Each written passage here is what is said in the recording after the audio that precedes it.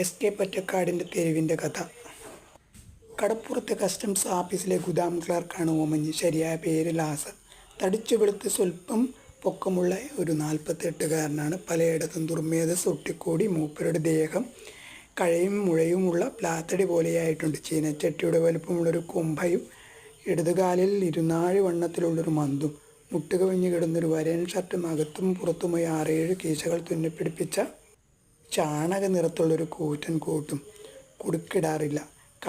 കാലടികൾ മൂടി നിലത്തിഴിയുന്ന മുഷിഞ്ഞൊരു മല്ലുമുണ്ടും ധരിച്ച് നരച്ച ശീലക്കുട മടക്കി തൂക്കുപോലെ ചുമലിൽ ചെരിച്ച് വെച്ച് ഇടത് കൈയിൽ വലിയൊരു ചാക്കുസഞ്ചിയും തൂക്കി ചിലപ്പോൾ ഈ സഞ്ചി ചുമലിലെ കുടയുടെ അറ്റത്തും തൂങ്ങിക്കിടക്കാറുണ്ട്.